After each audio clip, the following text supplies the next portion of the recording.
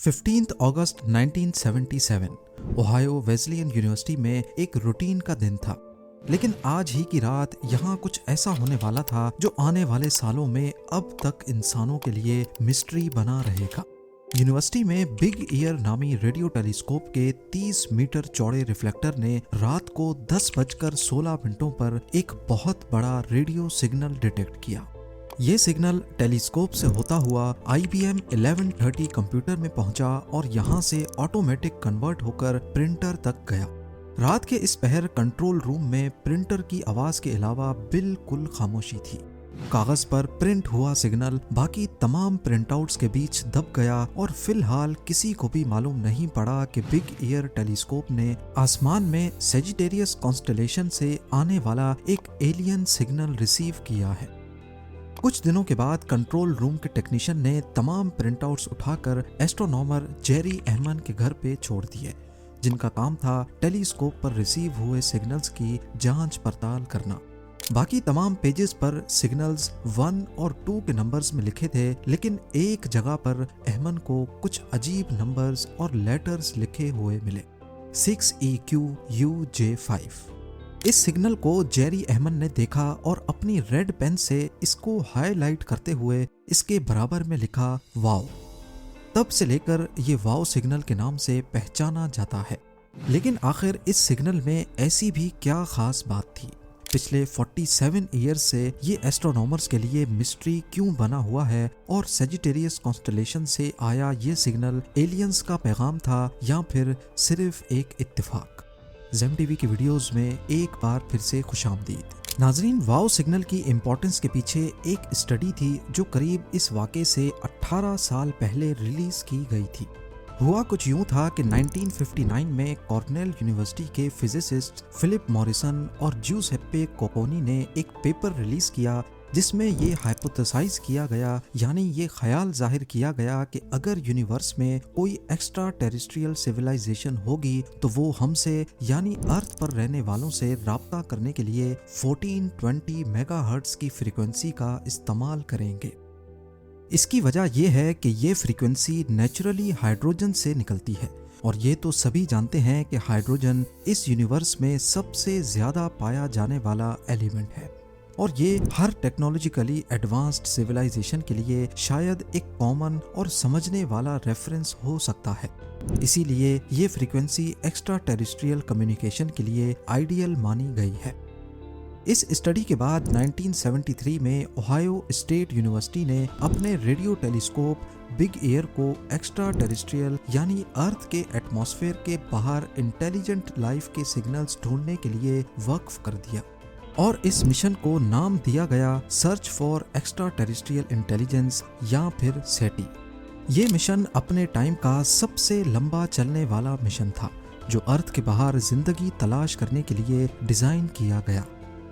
Big year radio telescope Ohio Wesleyan university के campus पर Perkins observatory के करीब मौजूद था।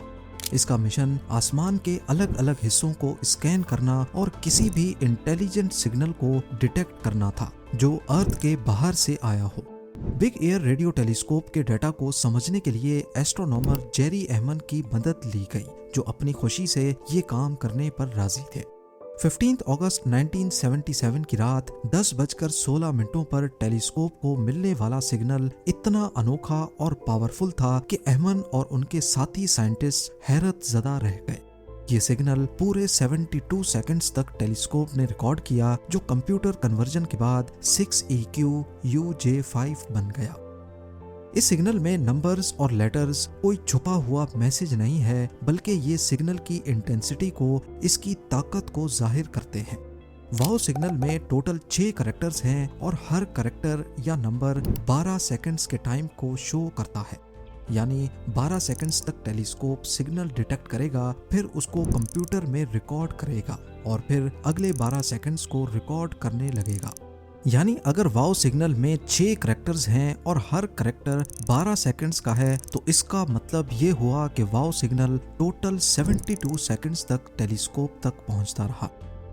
आपको यहाँ बताते चलें कि जब टेलीस्कोप में कोई सिग्नल रिसीव नहीं होता तो वो 0 की वैल्यू रिकॉर्ड करता है, सबसे छोटा सिग्नल 1 है और इसी तरह जैसे जैसे नंबर्स बढ़ते जाते हैं इसका मतलब सिग्नल की इंटेंसिटी, इसकी ताकत बढ़ रही है। नॉर्मली बिग ईयर टेलीस्कोप में 1 से लेकर 3 या 4 इंटेंसिटी के सिग्नल्स रिसीव होते रहते थे, लेकिन वाव सिग्नल की शुरुआत ही 6 से हुई। 10 से बड़ी वैल्यू का सिग्नल होगा तो वो अल्फाबेट्स में बदल जाएगा, जैसा कि 10 का मतलब है A, 11 का B और 12 का C। इसी तरह ये आगे बढ़ेगा। वाव सिग्नल का दूसरा हिस्सा कंप्यूटर ने E में कन्वर्ट किया, जिसका मतलब है 14। यानी जहां पिछले 12 सेकंड्स में सिग्नल की इंटेंसिटी 6 थी, वहीं दूसरे 12 सेकंड्स में 14 हो गई। तीसरा Q है जिसकी वैल्यू बनती है 26। इस सिग्नल की सबसे बड़ी वैल्यू 30 थी, जिसको कंप्यूटर ने U में कन्वर्ट किया और फिर आखिरी के 2 हिस्सों में इसकी वैल्यू J यानी 20 हुई और फिर 5। इस वाव सिग्नल की सबसे खास बात ये थी कि ये सिर्फ 1420 मेगाहर्ट्ज की फ्रीक्वेंसी के चैनल पर सुना गया, वही फ्रीक्वेंसी जो कुदरती तौर पे हाइड्रोजन एलिमेंट से निकलती है। यही वजह है कि एस्ट्रोनॉमर्स और साइंसदानों की नज़र में ये सिग्नल स्पेस से किसी ऐसी सिविलाइजेशन ने भेजा है जो हम इंसानों की तरह इंटेलिजेंट हैं।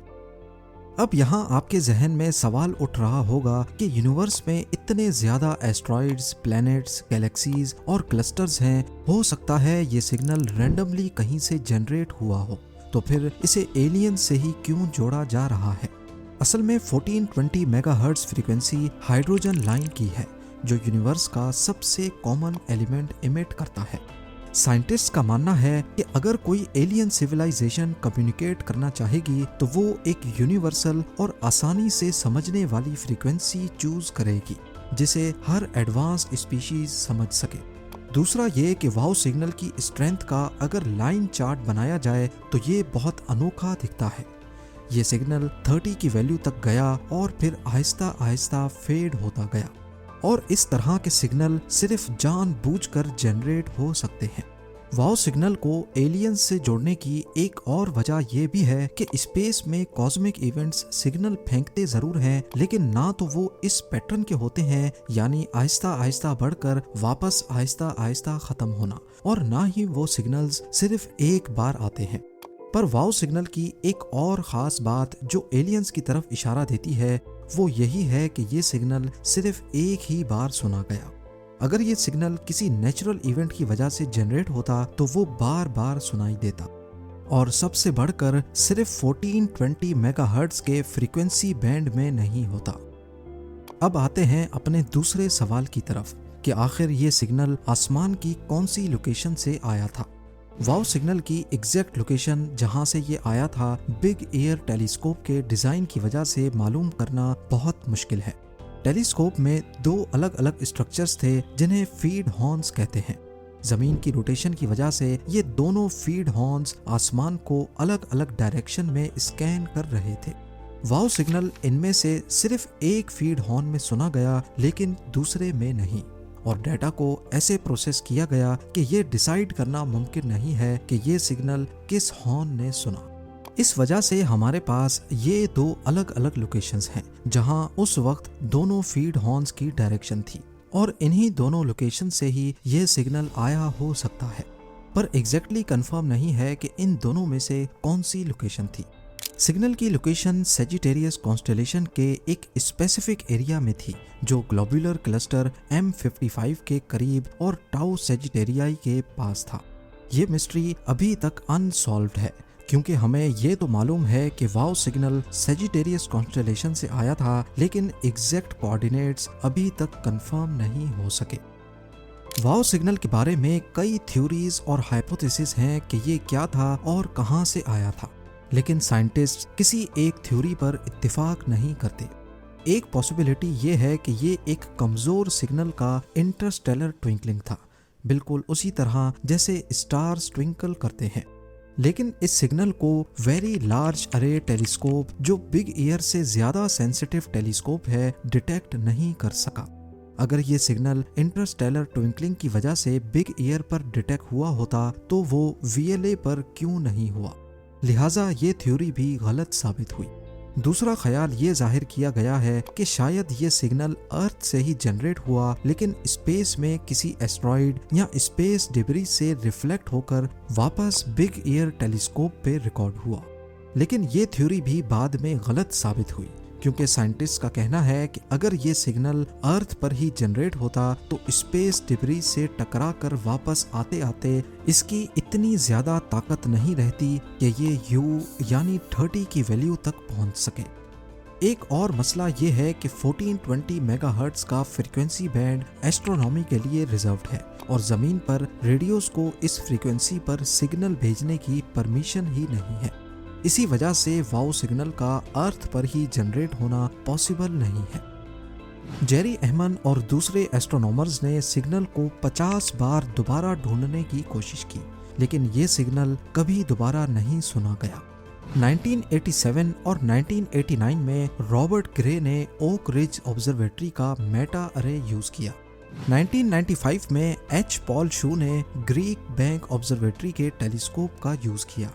फिर 1999 में ग्रे और साइमन एलिंगसन ने माउंट प्लेजेंट रेडियो ऑब्जर्वेटरी का 26 मीटर टेलीस्कोप भी यूज करके देखा, लेकिन नतीजा हमेशा एक ही था, बिल्कुल खामोशी।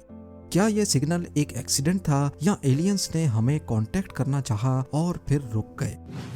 2017 में एंटोनियो पेरेस ने कहा कि ये सिग्नल दो कॉमेट्स 266P और 335P के हाइड्रोजन क्लाउड से आया हो सकता है, लेकिन एस्ट्रोनॉमर्स ने इस आइडिया को रद्द कर दिया क्योंकि कॉमेट्स उस वक्त सही स्पॉट्स पर नहीं थे, और दूसरा ये कि हाइड्रोजन क्लाउड्स इस फ्रीक्वेंसी पर रेडियो सिग्नल नहीं फेंक सकता। साइंटिस्ट का कहना था कि अगर ये सिग्नल किसी कॉमेट का होता तो दोनों फीड हॉर्न्स पे डिटेक्ट होता, लेकिन ऐसा नहीं हुआ। वाओ सिग्नल एक मिस्ट्री है जिसका जवाब आज तक साइंटिस्ट के पास नहीं है। क्या ये एक एलियन सिविलाइजेशन का पैगाम था या एक natural cosmic event? Scientific community अब भी इस सिग्नल के ओरिजिन को समझने की कोशिश कर रही है। आज वाओ सिग्नल को रिकॉर्ड हुए करीब 47 ईयर्स गुजर चुके हैं, लेकिन 15 अगस्त 1977 की रात के बाद ये सिग्नल दोबारा कभी किसी भी टेलीस्कोप पर रिकॉर्ड नहीं हुआ। उम्मीद है जेम टीवी की ये वीडियो भी आप लोग भरपूर लाइक और शेयर करेंगे। आप लोगों के प्यार भरे कमेंट्स का बेहद शुक्रिया। मिलते हैं अगली शानदार वीडियो में।